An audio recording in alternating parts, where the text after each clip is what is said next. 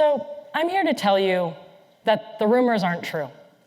Despite being called hard to decarbonize, not everything is hard about decarbonizing the United States industrial sector. There are opportunities today to make money and to deploy in 2023.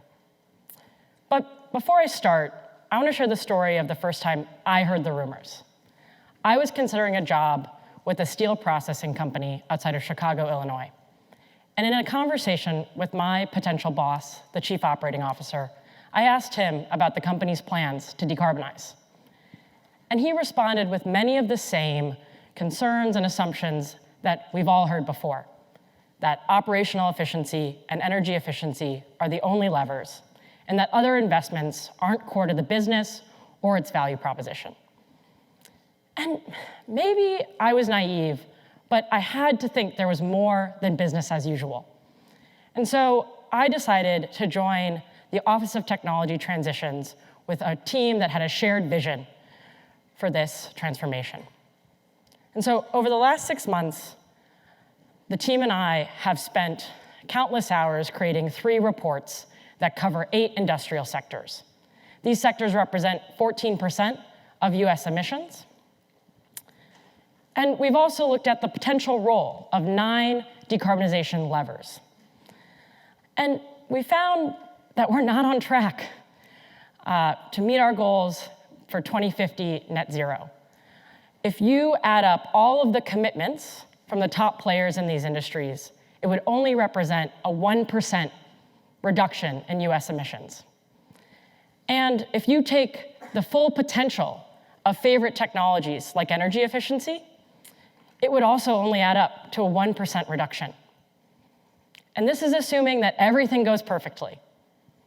And so it's not just about technology adoption and commitments. It's also about the investment. The Liftoff report found that at minimum, we need $700 billion to $1.1 trillion of capital expenditures to build what we need to almost, not even fully, decarbonize. So what's going on? How can we keep moving forward? Well, in our engagement with hundreds of internal and external experts, we heard 3 rumors. First, that we don't have the technologies, they're not ready. Second, that the investments don't pencil. And third, that we don't know where to start. Well, the next part of my talk might feel like an episode of Mythbusters on double speed, but I want to share with you the key myth-busting insights from the Liftoff report. So let's start at the top. The first rumor that the technologies aren't ready. This slide summarizes all of the options that we've heard folks are evaluating, had in operation, or the DOE experts told us were at commercial scale. And as you can see from all the dark green on the page, there are deployable opportunities in every sector and in every decarbonization lever. So let's look at an example. In steel, on the 3rd column, there are opportunities in electrification to continue the use of electric arc furnaces. Opportunities in energy efficiency across plant and unit operations. And opportunities in raw material substitution through the increased use of direct reduced iron processes. So the second rumor, that the investments don't pencil. Well, this chart shows a least cost potential abatement pathway for the 14% of US emissions that I mentioned in 2021. For today, I want to just focus on the blue box. Here lies the money on the table. These are projects that we estimated to be net positive, that's above a 10% internal rate of return based on our costs. And so let's look inside this box and see a little bit more detail with an example. Opportunities here in cement, especially things like clinker substitution, represent $1 billion of value. That's in an industry where there's $15 billion annually, or a 7% increase in a commodity space. And we know it's possible. In Europe, they're using 50% of their energy from alternative fuels in the cement production, whereas in the United States, we only use 15. And so the last rumor, that we don't know where to start. You're not supposed to be able to read that page, don't worry. But we did want to create a vision and a plan in this Liftoff report.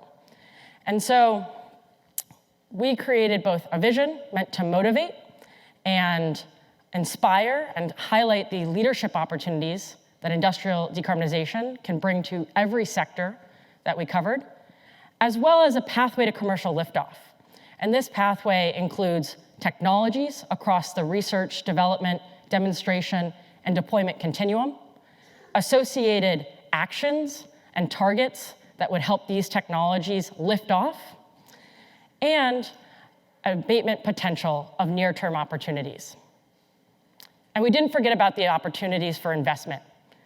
We estimated that and found, for example, in chemicals, that there are $90 to $120 billion of investable projects that return that 10% IRR. So this is money that can be flowing to someone's bottom line. Now, what's going on? What's keeping these things still on paper? Well, like any rumor, there are elements and seeds of truth. There are emissions that are difficult to decarbonize, either very expensive or technically impossible. But there are also cross-cutting challenges that are preventing investment today. And so we document these in our report. These are things like the complexity to adopt in industries where maintenance schedules are planned years in advance and down to the minute. There are things like capital flow challenges, where traditionally things financed on balance sheet is creating a competition between decarbonization projects and maintenance needs.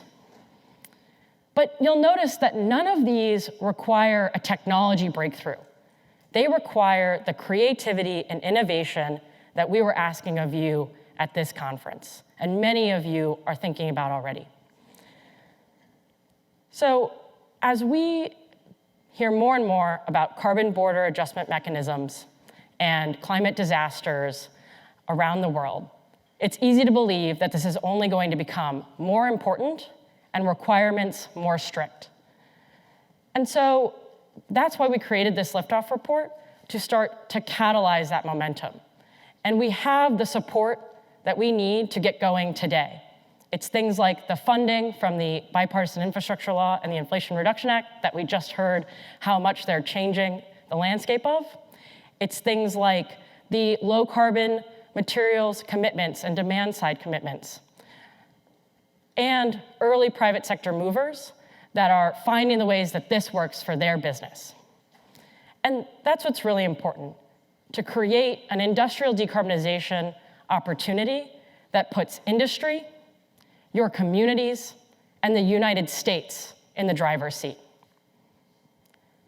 So the next time that somebody calls industrials hard to abate, I hope you'll tell them to stop spreading rumors, because there is money and opportunities ready to go today.